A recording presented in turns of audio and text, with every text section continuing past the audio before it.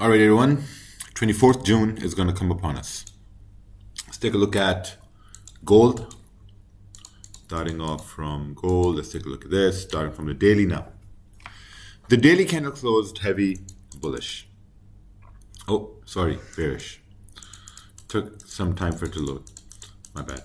So basically, that there is a candle that did continue to push up from 23.27 all the way up to 23.64. That move has been corrected by the Friday candle. Now, with that said, I think while we know there was a resistance on the daily time frame, and then also there was a support on the daily time frame right over here. So basically, we came up in the range, and then we came back down, back in the range. Now, the new daily candle is going to start. So maybe the new daily candle can wake up and then continue pushing down if this is a fake out, right? Possibly, could be, we'll see. Let's take a look on the, let's take a look on the weekly here. Okay, so weekly is basically ranging. Let's take a look on the 4 hour. Now looking at the 4 hour time frame, we can see now we can adjust these zones based on the 4 hour now. And what we're trying to look for is okay, so we got a resistance up here at the same time. So this support here makes sense on the 4 hour. So we're going to keep it as it is on the 4 hour time frame. However, now we can see there's a a support where price is trying to come into, right? But also this candle broke below another support right here to the left hand side around 23.27. Let's take a look on the 1 hour time frame.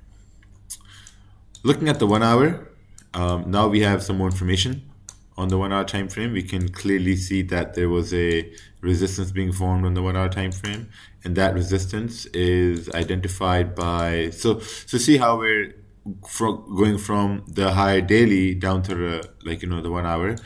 Now we had a candle that closed bullish, we had a bearish candle, boom, resistance formed. At the same time, I guess we have a support forming as well on the 1 hour. And this we can kind of maybe bring it down to match this support area to the left hand side. Let's take a look on the 30-minute and we will have a better idea of what these wicks mean here to the bottom side. So in 30-minute, these wicks are basically, we have a support area. And yeah, I mean, it's very clear to me now that if we do break below that support with volume, I think we can continue pushing down in this 91 pip range, right? So, I mean, even looking here to the left-hand side, if you do break below that area, this next support right here is still 40 pips away, right? And if there's volume, there's a very good probability we can continue pushing down towards 2307. But for right now, I think we are also in a range, and this range is, it's like a 58, 60 pip range. I mean, if you do break above, let's say 23.50, you're looking at a 56, 60 pip move for price to move up towards 23.29. Let's take a look on the 15-minute. At 15 minutes, kind of messy, so we're going to stick towards the 30-minute. So yeah, if you do break above this area, I think there's a very good probability we can continue pushing up towards this area here. The market is about to open, which is why we're having these kind of how big is the spread now? The market is closed anyway. Wow, 19 pip spread. Awesome. So yeah, I guess we'll have to wait. I mean, unless we don't have a move in the Asian session, I think we can still get something left during pre-London. That's the thing, right? Like, you do your analysis and then you plan to come back around pre-London, London Open, and the price has moved in the Asian session. Pretty funny. Okay, let's take a look on pound yen. Start off with the weekly, heavy bullish, breaking all records here.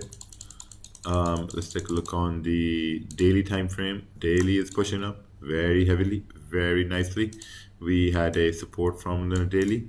We also had, okay, let's make this a little bit smaller right here. We also had a resistance on the daily, which we broke. Let's take a look on the 4 hour.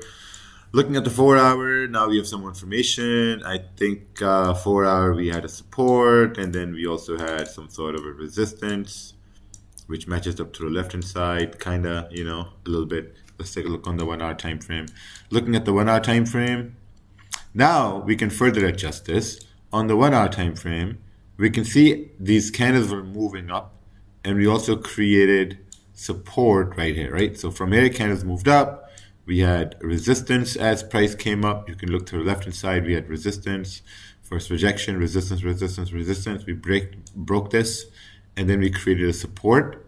So maybe we can come up over here at just that support based on the support that was created on the 1 hour, but now looking at the 30-minute, I think this will remain over here now, for now, because I mean, if you do break below 201, let's say 400, you're looking at like a 30 pip range for price to move down, a 30 pip range for price to move down, because now this is a clean candle. So pound yen, I mean, we'll have to see how the market opens, but if we're looking for sells, I guess I'm going to be looking at sells. If I am, I think this would be a pretty good idea. So why not? I'll definitely look for sells below 201.340 for price to move down. I think that's going to be sick. Or since we're pushing up at this point, 17 pip. Wow. Okay. So now, since we're pushing up this way anyway, I mean, if we do move down, retrace, create support around 201.400 would be great. 201.450, perfect, right? If you do retrace, create support, I think we can have a pretty good idea for price to move up. But if we break below 201.400, let's say over here, then I think we can continue to push down. So we'll have to wait and see what happens. But yeah, so I guess we're going to see you guys at London Open.